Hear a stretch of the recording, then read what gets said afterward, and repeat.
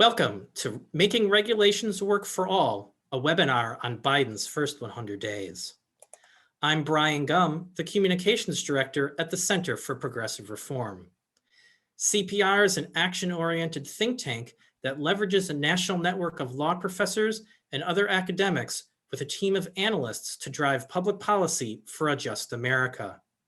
Working alongside public interest groups and frontline communities, CPR builds policy tools and strategies to inform policymakers and support people and communities on critical issues related to health, safety, equity, justice, and the environment.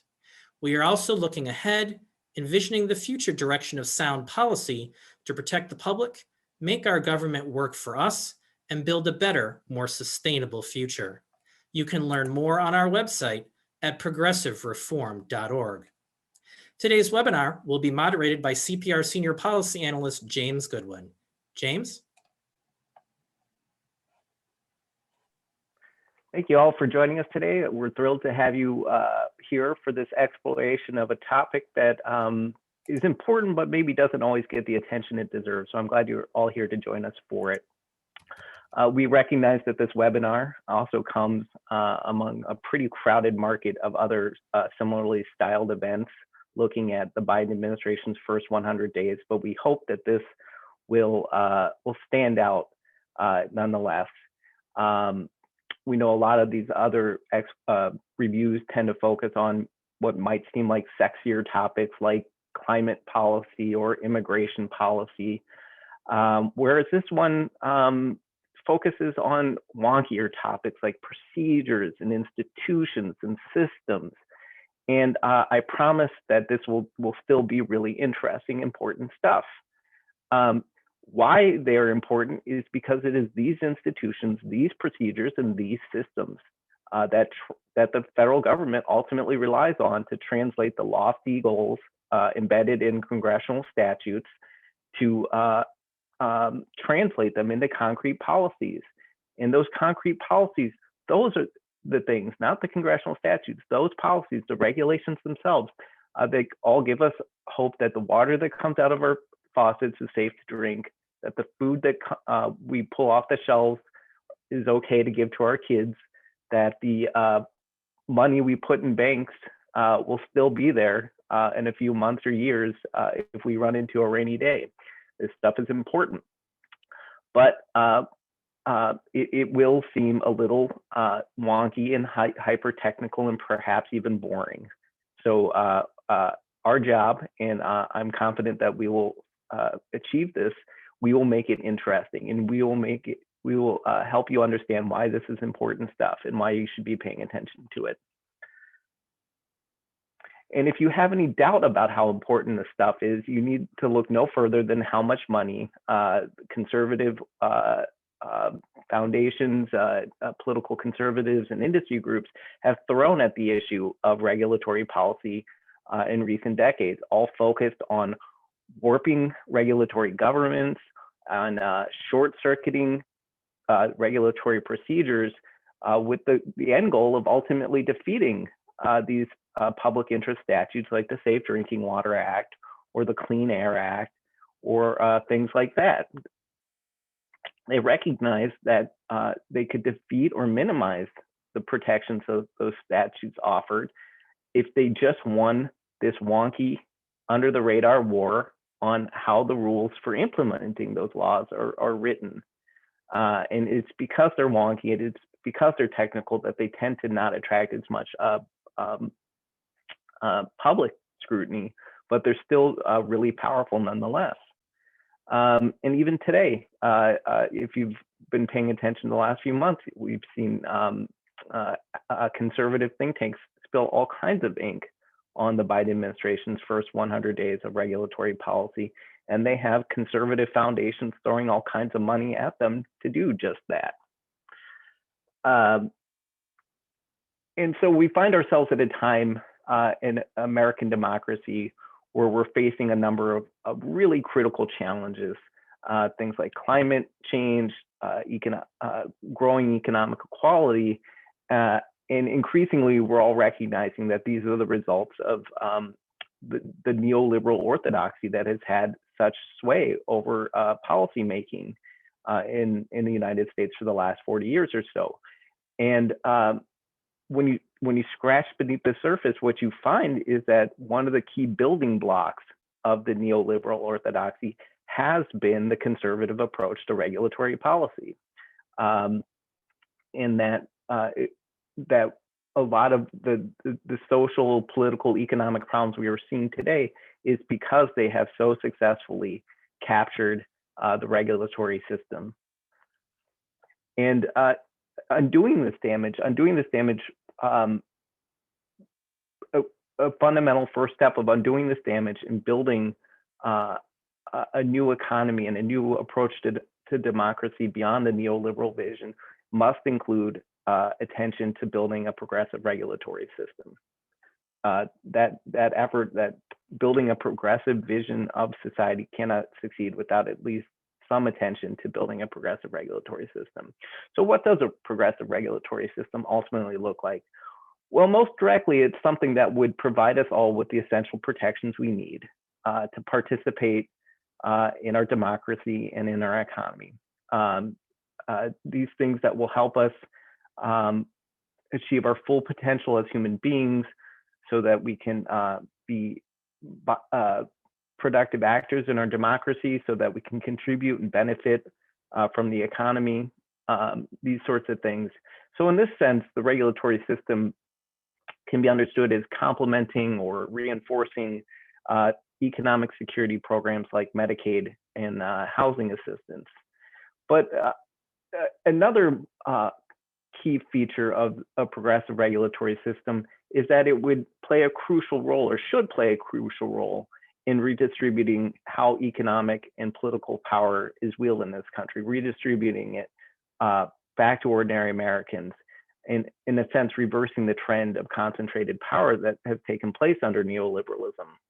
And the way that you do that is through rebuilding these institutions and procedures and designing them so that they devolve greater policy-making power to ordinary Americans. And this will ensure things like that regulatory policies reflect our shared values, that they promote our collective interests, and that that implementation and enforcement of those regulatory policies are successful in holding to account anybody who would abuse their power in society to advance their narrow interests at the expense of the public welfare. The Biden-Harris administration came into power or ran on this vision of recognizing that we have these structural causes of economic and political injustice. And so they were already thinking in these kinds of terms. And what's unique about the regulatory system is that a president has a lot of authority over building regulatory policy and can take a lot of steps in building a progressive regulatory system. So that's what we're here to do today on this webinar, is talk a little bit about how much progress the Biden-Harris administration has made in advancing that goal of building a progressive regulatory system. So it's an important topic, and we're very lucky to have 4 experts on progressive regulation today to discuss various facets of it. So first we have Yogan Kathari, who is currently a vice president at Boundary Stone Partners and a former staff member at the Senate Homeland Security and Government Affairs Committee. Next, we have Dr. Gretchen Goldman, who is a scientist with a PhD in environmental engineering and is currently the research director for the Center for Science and Democracy at the Union of Concerned Scientists. Next, we have Ethan Winter, who is an expert on public opinion and political parties and is currently a senior analyst for Data for Progress. And last, we have Amy Sinden, who is an expert on cost-benefit analysis and a professor of law at the Temple University Beasley School of Law. She's also a member scholar of CPR and a board member at the Center for Progressive Reform. So with that in place, with that table set, I think I will turn it over to Amy to kick us off. Thank you.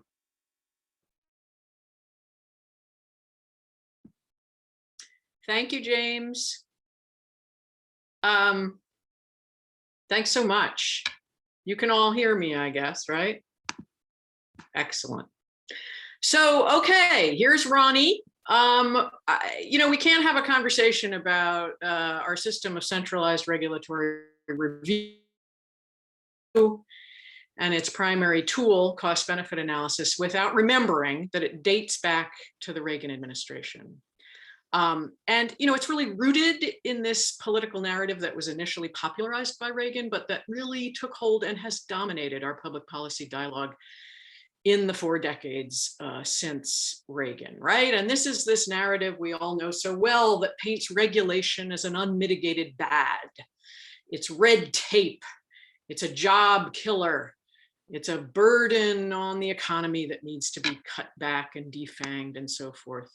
Now, progressives have, of course, pushed back against that narrative all along, but moderate Democrats have largely embraced it over the last several decades, starting, of course, in 1993 with President Clinton signing Executive Order 12866, which is the executive order that's still in place and that governs all this stuff.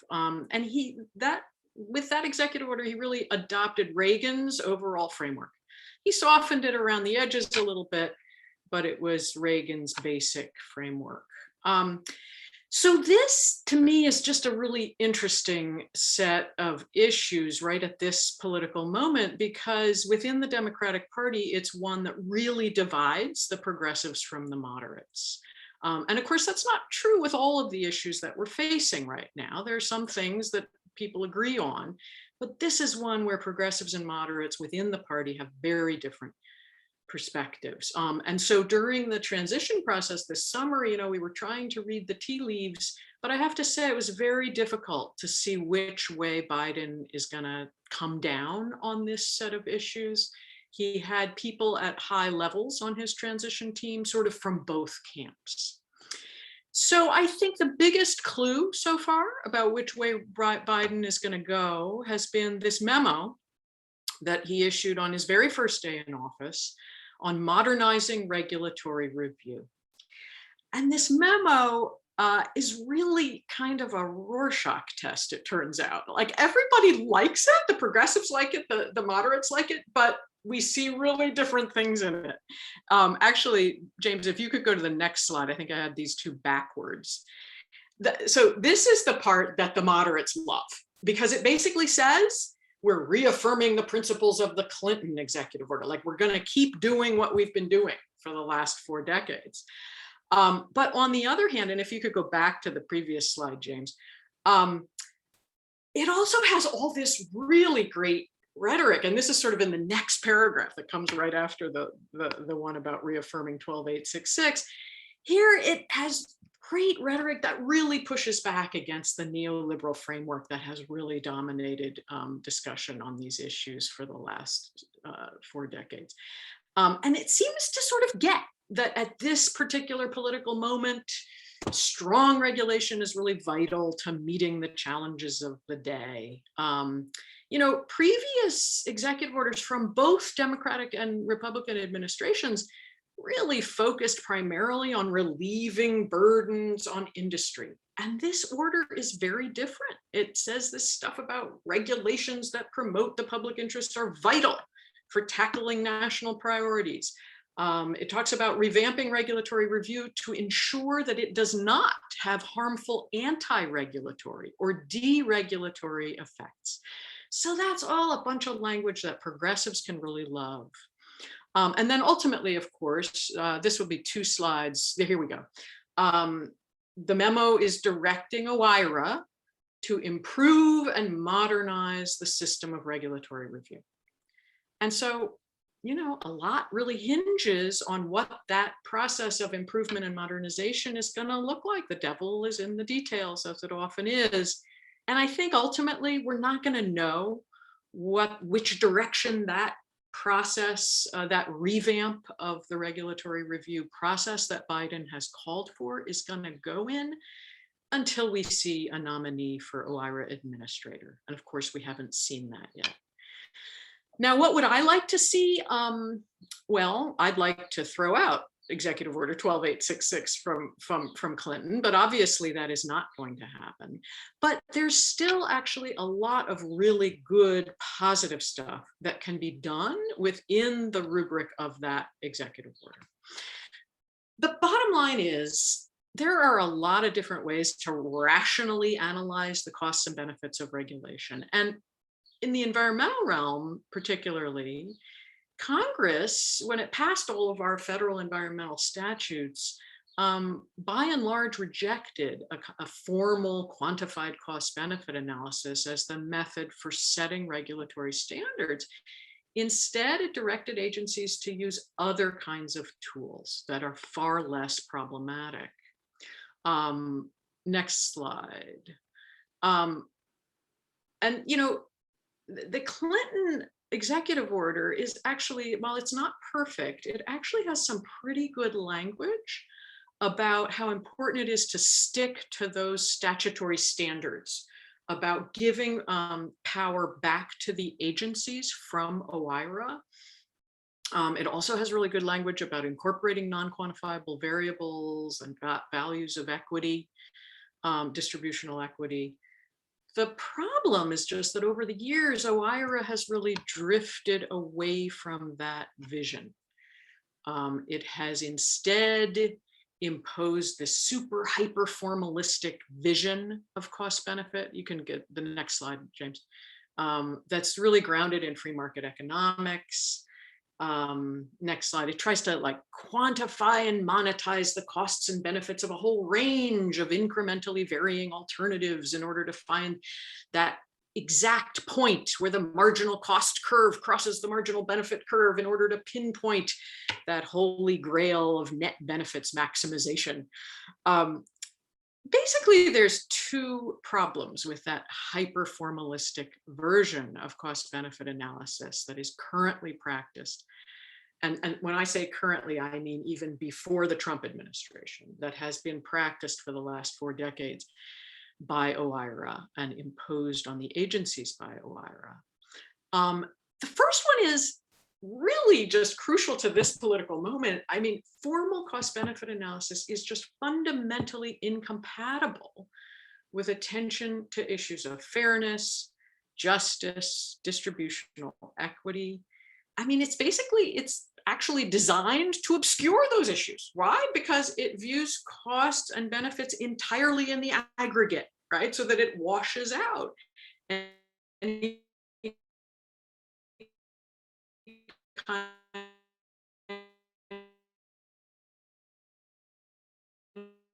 of information. And another world in which there's exactly the same amount of overall wealth, but it's more equitably distributed, and cost benefit analysis would view both of those worlds as entirely equivalent. So that's problem number one. Problem number two is that it assumes a world in which all or nearly all of the relevant values can be quantified and expressed in monetary terms. And that's just not the real world. The vast majority of the impacts that regulations are aimed at lessening just can't be quantified. And even putting aside the sort of philosophical problems with, let's say, putting a dollar value on a human life, they can't be quantified because we just don't have the data. Like, we just don't even know how many human lives are being saved by a given regulation that, let's say, cuts down pollution levels by a certain amount. And I had a study that I published a couple of years ago that sort of showed the enormous data gaps in the cost benefit analyses that EPA is doing. And I'd be happy to talk more about that at question and answer. But let's go to the last slide, James, because this gives you a list of some specific proposals for the Biden administration in terms of this revamp of regulatory review and specifically cost benefit analysis that James and I came up with. That I'd also be, I want to stop soon, but I'd be happy to talk more about these specific proposals. Basically, there's kind of 3 themes. The first one, so important, is to go back to the statutes. As I said at the outset, the statutes have other better ways of setting standards than this hyper formalized quantified cost benefit analysis. The second thing is be honest about the inability to quantify most of the benefits of regulation. And then the third thing is analyze distributional equity. And that means moving away entirely from a cost benefit analysis framework. So I'm going to stop there, and I'm really looking forward to the discussion and question and answer. Great, thank you, Amy. And next up, we have Gretchen, who will talk about the more specific issue of the role of science in the regulatory system and how the Biden-Harris administration has approached that particular issue. All right, Gretchen, thanks, take it away. James. Thanks, James, and thanks, Amy. I'll try to be brief so that we can have a discussion as well at the end. But first, I wanted to underscore what James said at the start, that this issue really matters for many of the issues that we care about. Even if it is less concrete and it is more process-oriented, it really matters what the processes and evidence that we build regulation on. And so I'm glad to see you all here. And I think it's crucial we focus on these issues as we move into the Biden administration. So first, I want to do a brief recap, and James, you can click a bunch of times. As many of you have observed, there were many times under the Trump administration that we saw science and science policy processes undermined. And this happened across agencies, across issue areas, and all served, among other things, to weaken the ability of the government to collect and use evidence in regulatory processes. And so this was where the Biden administration started in dealing with a lot of these issues. We're at 197 right now, though I think it is still possible we get to 200 as more comes to light of things that happened in the past 4 years. Next slide. And so under the Biden administration, there was this huge opportunity to address all of those issues that we saw under the Trump administration, and also, as of course they've said, build back better. So think about, what are the proactive things that we can do? How can we really bolster the way that we use science in the executive branch and in regulatory processes specifically? And so this is a piece we wrote that got at some of our wish list. And I'll just note we have a huge amount of data and case studies and analyses that tell us exactly what to do here. Here's what worked, here's what hasn't, here's where we see the biggest gaps and challenges, from surveys of thousands of federal scientists, from analyzing policies and discrepancies between agencies. We get a lot of a wealth of information about how to improve the use of science in decision making. And so we capture a lot of that in this piece. And you can move to the next slide, James. And we saw a lot of those recommendations have started to be implemented. There were many things that President Biden did on day one that addressed some of the many concerning executive orders that we saw under the Trump administration that undermined the ability to use science in regulatory processes. These were a couple of those that happened in addition to the Modernizing Regulatory Review executive order that Amy flagged. And you can go on to the next slide, James. And then just 1 week later, the president issued a memo on scientific integrity and the use of evidence-based, the use of evidence in decision making. And this was incredible. It was, it is essentially what would be in there if I wrote it. And I would not have wanted to ask for much more. It was very comprehensive. It really laid the groundwork for improving and strengthening scientific integrity across agencies. It put in place a lot of processes and people that can really advance the issue, as well as come back from a lot of the attacks on science that we saw under the Trump administration. Some highlights from that is that it requires agencies to put in place at least one full-time equivalent scientific integrity officer and to appoint chief science officers at every federal science agency. this is a really good move. Up until now, there has been inconsistency across agencies with a lot of how agencies have fared on scientific integrity issues seems to be a function of how much they have had in terms of capacity and ability to prioritize it as an issue.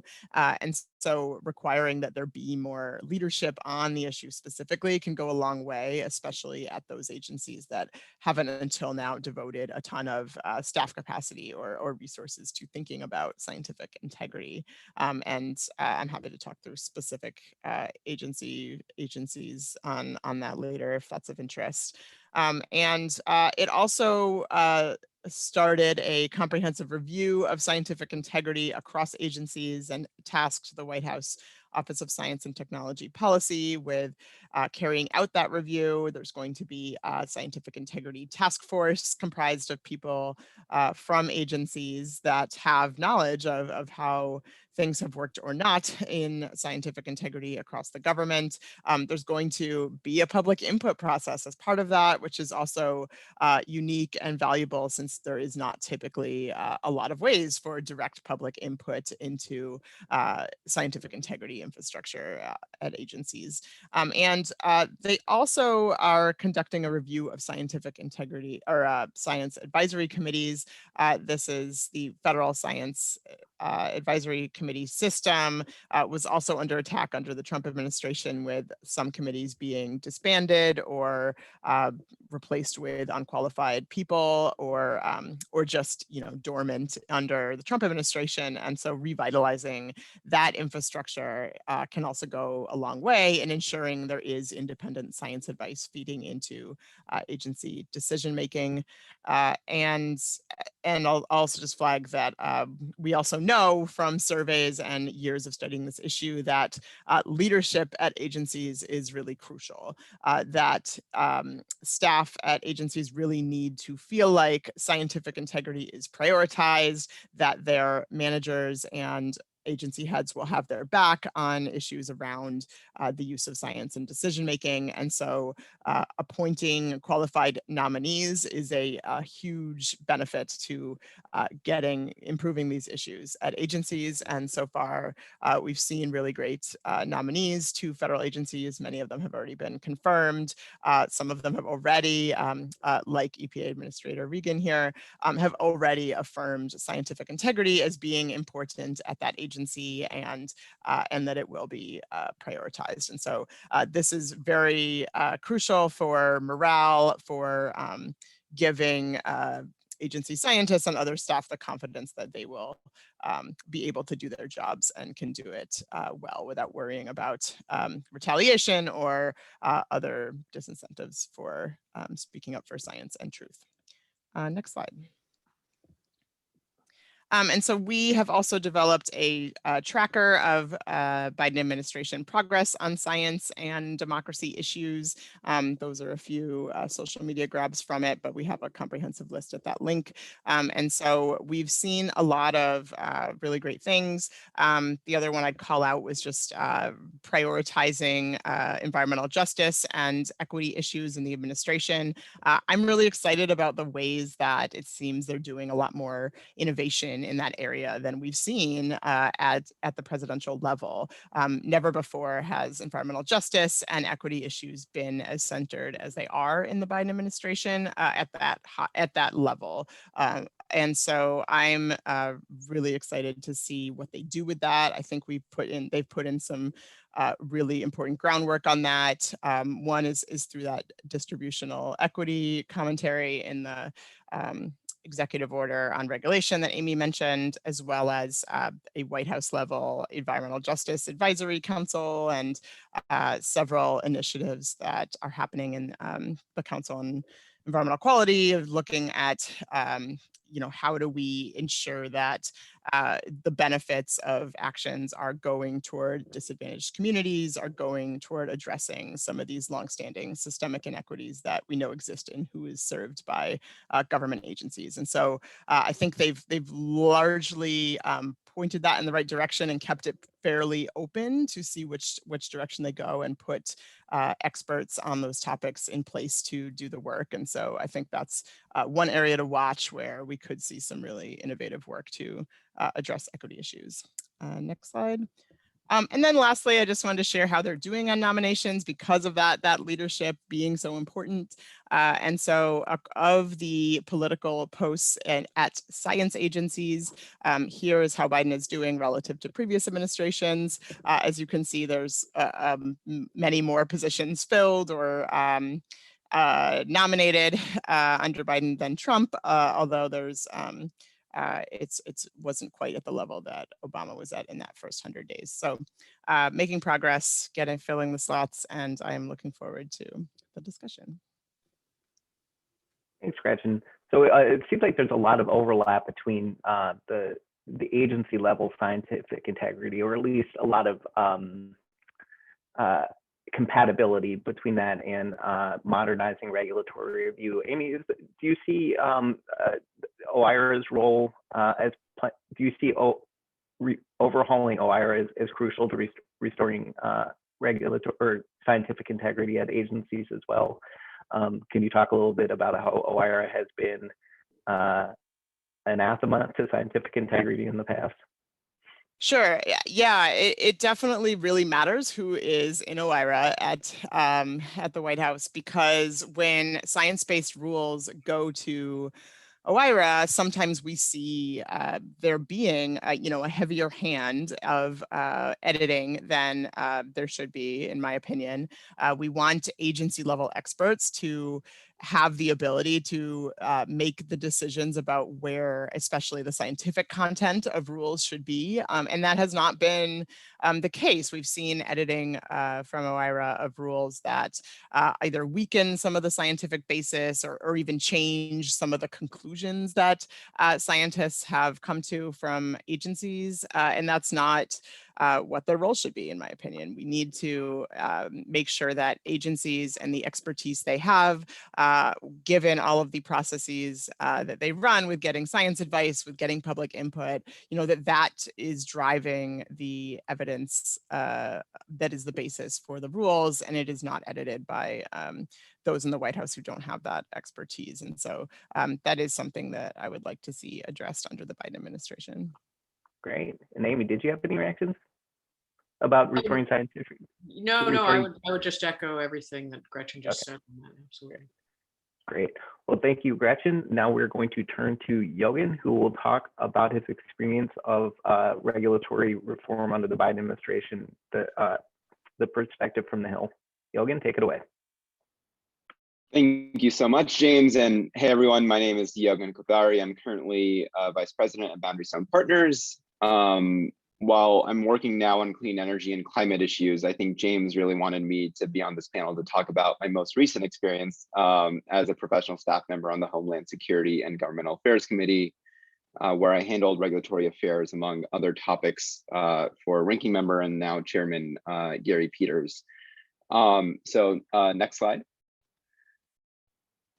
I'm going to keep this pretty high level so we can have a robust Q&A. I want to first talk about the nominations process. In the first 100 days, President Biden nominated some key folks at OMB, and I'm a firm believer in the mantra "personnel is policy." I think the nominees so far at OMB have provided some really good insight into how the administration is approaching OMB, OIRA, and regulatory affairs.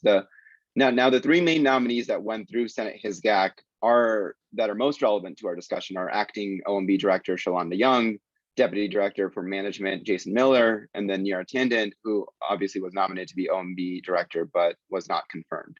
Now, all three of these nominees, from my perspective, signaled a shift in how the White House would handle regulatory affairs.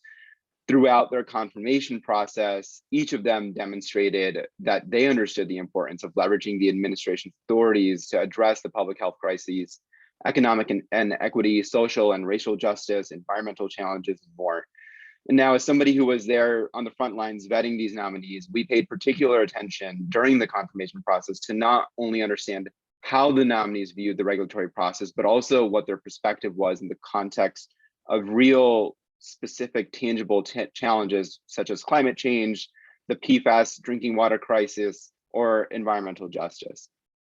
Now, from my perspective, it was really important to frame regulatory affairs in the context of how these crises would affect real people, and in particular, marginalized and underserved communities that the federal government has failed to adequately protect. Now, for advocates, and from my perspective, for advocates in this space to be successful, it's really important to continue to demonstrate how complex and esoteric administrative law policies can impact people in the real world and communities that are often ignored by policymakers. I also want to note the one other point I want to make about this, these three nominations, is how important and meaningful it was for President Biden to nominate a diverse leadership team at OMB.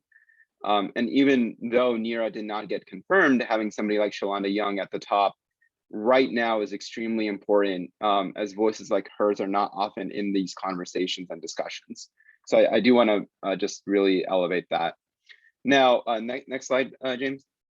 It remains an open question, obviously, who will take over as full-time for OMB director, and maybe even more importantly for our discussion, who is going to be nominated to lead OIRA, and not just nominated, but who is actually going to be confirmed for that position. From my perspective, the OIRA administrator slot, and making sure that there hasn't been any announcement in the last 30 minutes or so, I think it's going to be a very challenging confirmation and difficult confirmation fight. I think it's not just getting all the, it's not just getting Republican votes, but it's making sure all the Democrats will stick together.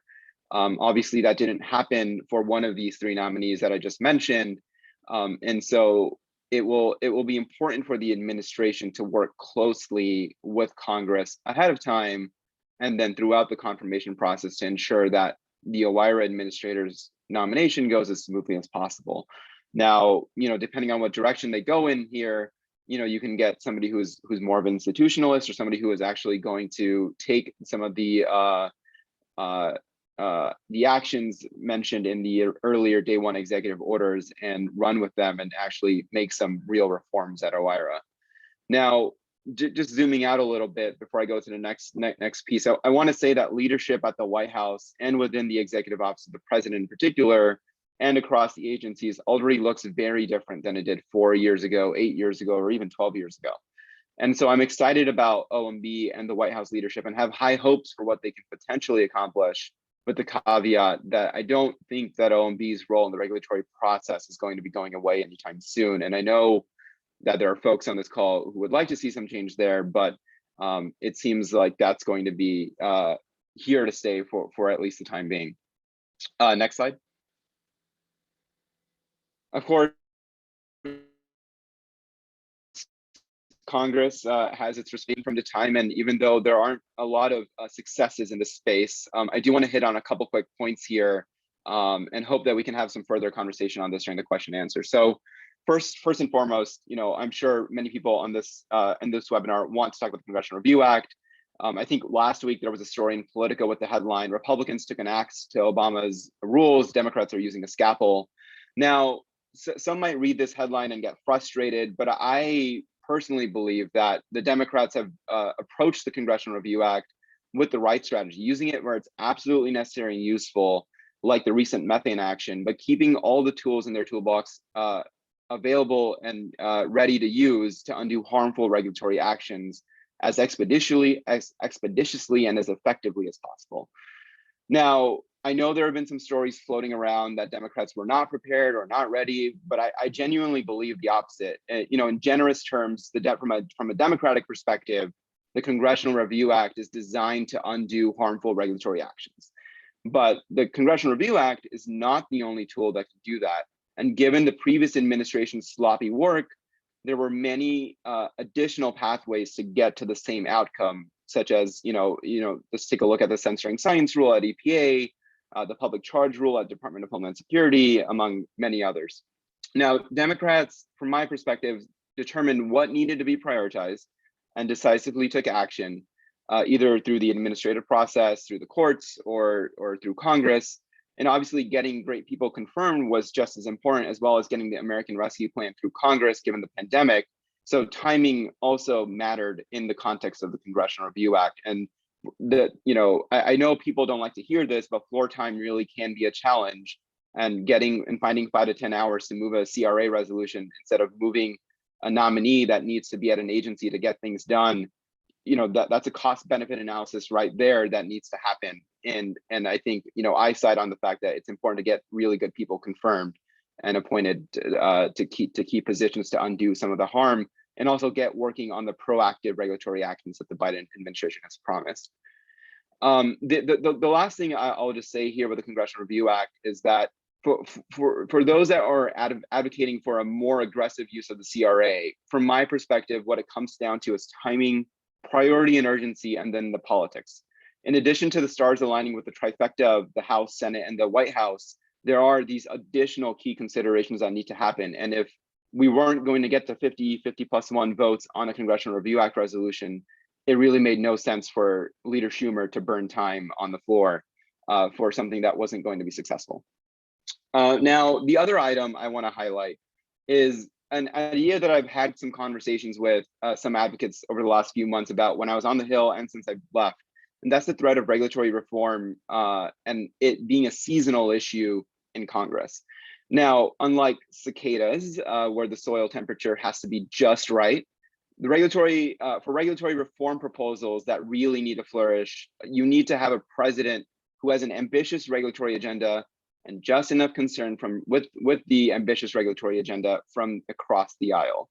And that's what we have right now, right? Under President Trump, the issue went kind of dormant. You saw a lot of harmful regulatory reform proposals in Congress, even during my 2 years, over the last 2 years, and in the Homeland Security Committee. But a lot of that was happening administratively. Take the GOOD Act, the Guidance Out of Darkness Act, for example, right, which was an executive order 13891. Now, from my perspective, as soon as the Biden administration really dives into its regulatory agenda, whether it's right now or whether it's in the next few months, you will really start to see regulatory reform bills flying around in Congress, specifically in the Senate Homeland Security and the Government Affairs Committee. There are a lot of members in his GAC that are interested in this topic. Obviously, the ranking member, Senator Portman, he has expressed a lot of interest in overhauling the regulatory process through the Regulatory Accountability Act, among other legislative ideas. One key difference this time around compared to the Obama administration is that you have less moderates for the Democrats within the Democratic Party in the caucus for Republicans to really work with on these proposals. And in addition, the politics on this topic has shifted significantly from my perspective. Going back to my earlier point during the nominations conversation, advocates here, I think, have done actually a really good job of framing these proposals in a way that will have an impact on real issues. And I think the more we see of that, the more challenging it will become politically for some of the more moderate members to move on these ideas. But with that being said, if proponents of science-based safeguards and public protections are caught asleep at the wheel, we can always see a potential regulatory reform kind of legislative package sneak by. So it's not, even though we have a fallback at the White House, there are other considerations that come into play. So it's something to keep in mind. Now, what's next? Here's what I'm keeping an eye on over the next few months. How will the administration make good on its day one promises? In particular, how will the administration modernize regulatory review and create a process that promotes public health and safety, economic growth, racial justice, environmental stewardship, and more? How will the administration specifically elevate racial equity considerations in the federal decision-making? I've already seen a lot of activity, especially within the context of EPA and the White House Environmental Justice Advisory Council on this topic, but how will that turn into action? How will it really help communities on the ground get what they need? What I'm more interested in is also whether Congress will conduct oversight and hold the administration accountable to any of these promises. Will the House or the Senate hold hearings on any of these topics? I know that's, there's not a lot of interest necessarily, sometimes people see this as a political loser for the Democrats to even talk about regulations. So if I'm an advocacy group, that's what I would be thinking about right now. Next slide. Or next point, nominations and regulatory reform. So nominations, I'm going to be paying a lot of key attention to the nominees, especially for the OMB director, how that ends up getting settled, and the OIRA administrator. Neither confirmation fight is going to be easy. Even Shalonda Young's confirmation fight, when we thought it was going to be easy, ended up being more difficult than it needed to be. And I hope the administration really works Congress in this process, because having Senate confirmed leaders, especially at OIRA, will be essential to executing the Build Back Better agenda and the modernizing regulatory review executive orders. And lastly, regulatory reform legislation. It is the season for regulatory reform. Now, how much will somebody like Ranking Member Portman push his longstanding proposals, given that he has 19 months remaining in his term, will be interesting to see. What about Senator Johnson, who is up for re-election potentially in 2022 if he chooses to run again? And of course, there's always other members on his GAC who are also interested, such as Senator Langford, who has always pushed a lot of regulatory reform legislation that many see as harmful. Now, I know I didn't mention the House a lot in this conversation about legislation, and I think that was on purpose. Obviously, the politics are much better when the Democrats are in charge in the House, and given it being a majoritarian institution, having Speaker Pelosi and Leader Hoyer at the top, I think generally you're in a better place. But it doesn't mean that advocates and allies shouldn't be flagging things for their allies in the House side when there's harmful stuff popping up on the Senate side. So with that, I'll leave it there and turn it over to back James. Great, thanks, Yogan. And to wrap up things, let's turn it over to Ethan Winter, who will talk about public perceptions of regulatory reform in general and under the Biden administration in particular. Ethan, take it away. Hi, everyone. And James, I'm going to keep this to a tight 5 so we can save time for questions. My commitment to you.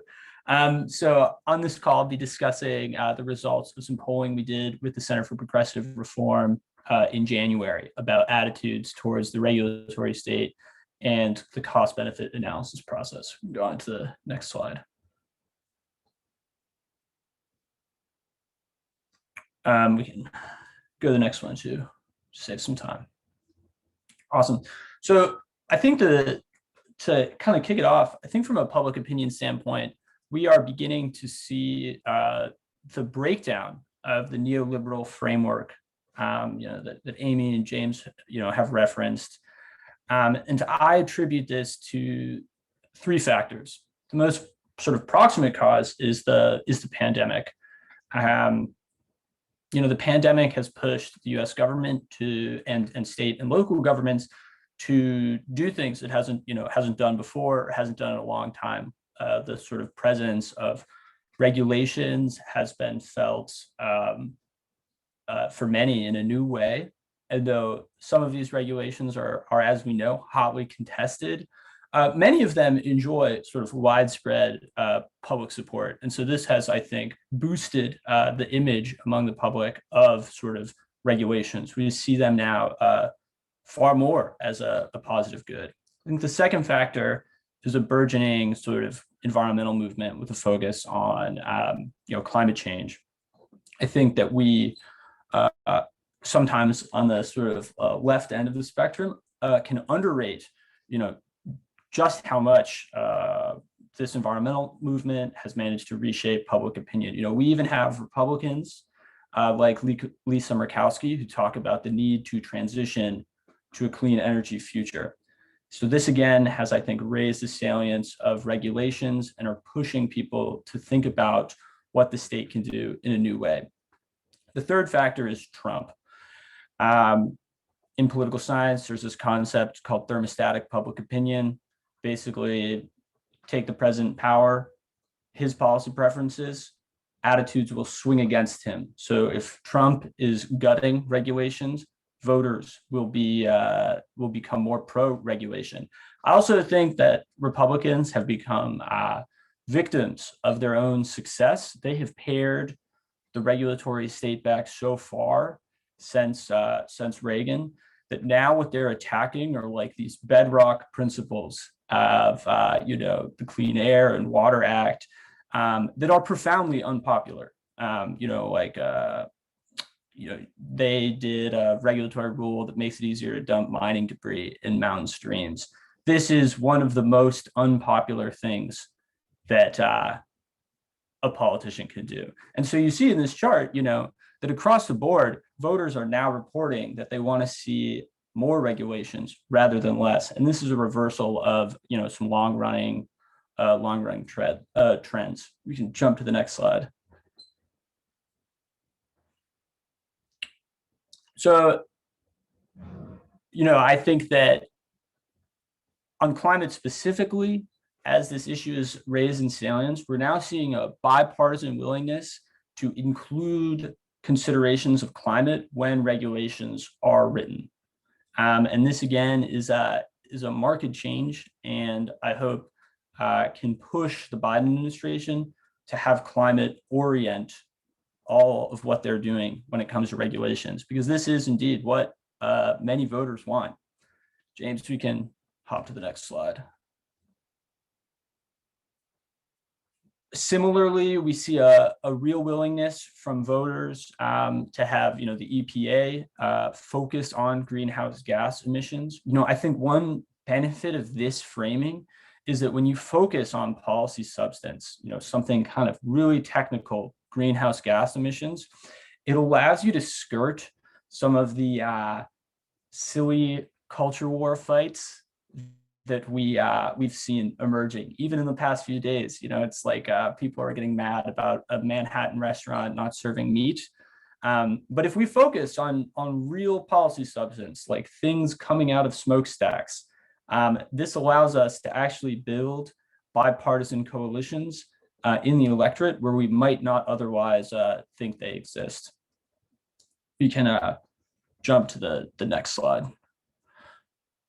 This slide hammers home at the same finding. Basically, people really want the EPA to do more. And I think that the Biden administration charging the EPA with a sort of aggressive mission to restrict emissions, to clean water, actually is a way to build through sort of policy feedback, more durable coalitions in the electorate that support regulation. Like people, they know when the river outside of their house is dirty, and they know when it's clean. And if you put up a sign that says the Biden administration has cleaned up this river, you're creating a constituency of voters that will support aggressive regulatory action going forward.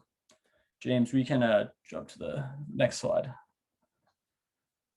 Similar finding, I think that the Biden administration, Democrats in general, we have a very narrow window to act. And each day we should wake up and think, how best can we use this brief reprieve from Republican rule to move as fast as we can on key issues like climate, where we are really running out of time. And we see that, voters are willing to support an expedited review process. This finding to me stands out because voters traditionally, they love to follow the rules. But when you apply the sort of exigency of climate change, we see that sort of traditional willingness to want to abide by existing procedure erode slightly. And I think it's really important in this brief window that we have to take advantage of that. You can jump to the next slide. And I guess I can cut myself off here because we got 5 minutes left. But on this last one, we're looking at attitudes towards reshaping how cost-benefit analysis is conducted.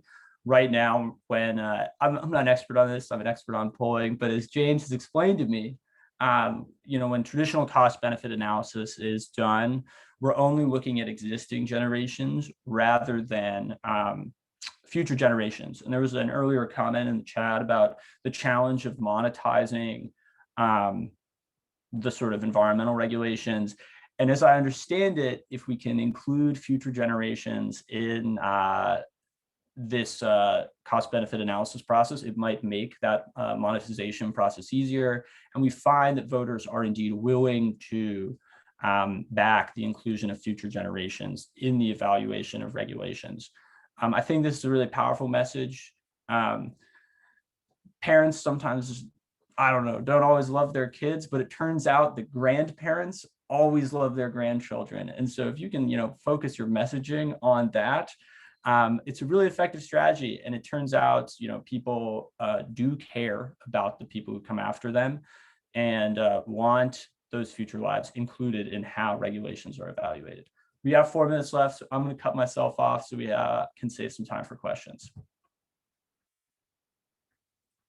Great. Well, thank you very much. So it looks like we have some questions coming in. I just need to figure out how to do that. There we go.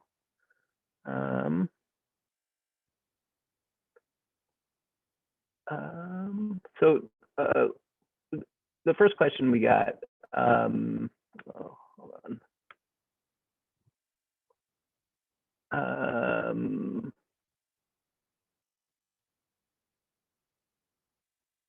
Let's see here. Where are the questions?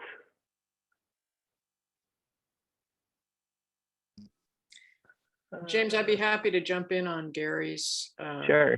question do. about the EJ order, which is to say, in some ways, to reiterate what I said before, that absolutely, there's no question that environmental justice considerations have to get elevated to front and center where they haven't been. And as Gretchen was saying in response to one of the questions in the chat, I mean, part of the problem is just that this aggregation of costs and benefits just completely obscures and hides the distributional impacts. And so one thing that's very clear is that when you elevate environmental justice, as the Biden administration has done, much to their credit, you really got to just throw out the whole cost benefit analysis framework. And again, go back to the statutes, some of which actually provide language that will assist agencies in particular contexts. But the most important thing is that you can't have a one size fits all formula for this stuff. It's going to depend on context, and it's going to require much more emphasis on qualitative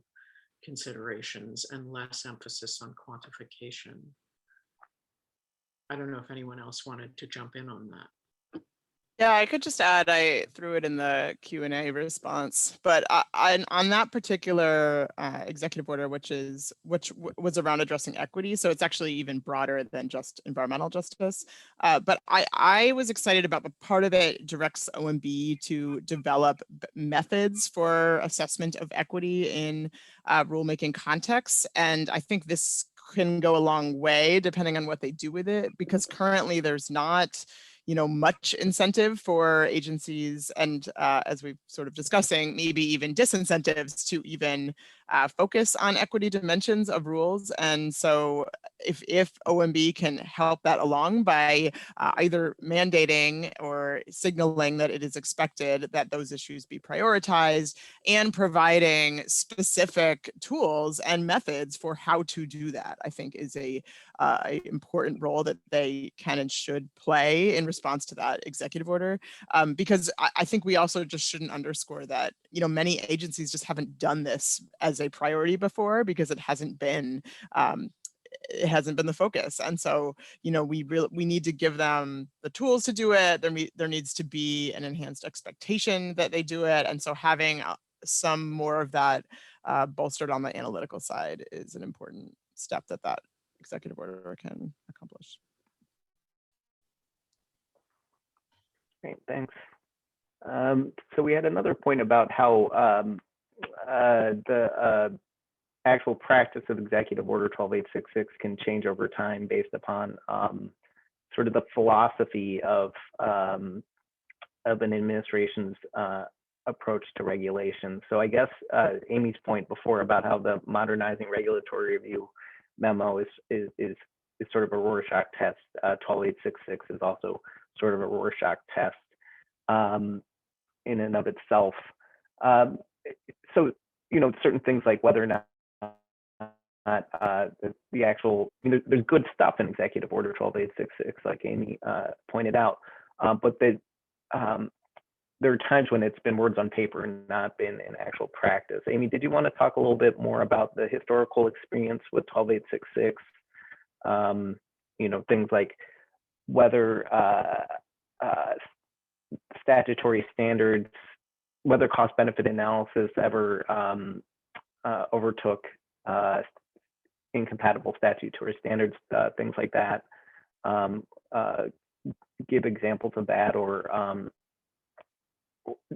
just how 12866 may have served as a barrier to progressive regulatory results.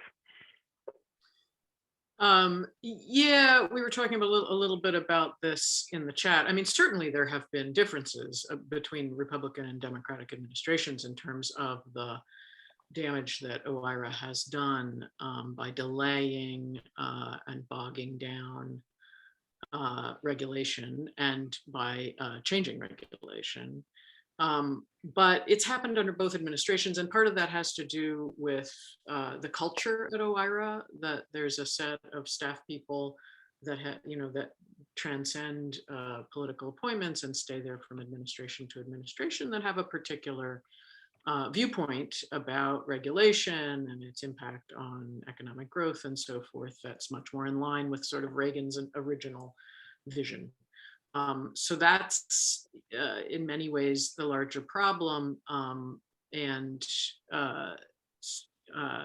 So, even under the Obama administration, you had Lisa Heinzerling during her time at the EPA talking about the chilling effect that the monetization requirement was putting on staffers at EPA, who felt afraid to put forward a rule unless they could prove that the monetized benefits exceed the cost. And one of the problems at EPA is that they just really don't have the numbers, with the exception of particulate matter. That's sort of the one pollutant they actually have numbers on that enable them to put dollar figures on benefits. It turns out that 94% of the EPA's benefits numbers, and this was throughout most of the George W. Bush and the Obama administrations, were attributable to particulate matter. And that's not because they don't have other pollutants that they're regulating. They regulate hundreds of pollutants.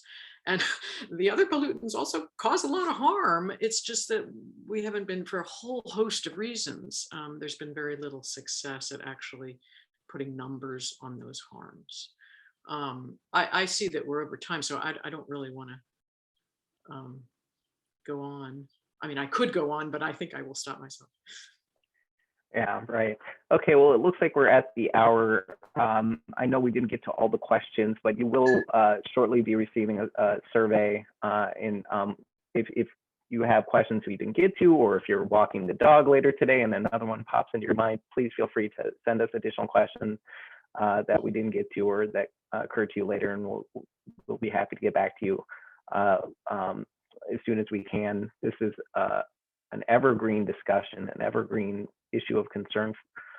So we look forward to continuing this conversation with you in the months and years ahead. Again, thank you on behalf of all the panelists and all my colleagues here at CPR. I thank you for joining us for today's webinar. I hope you learned a lot. And we look forward to engaging with these issues in the future.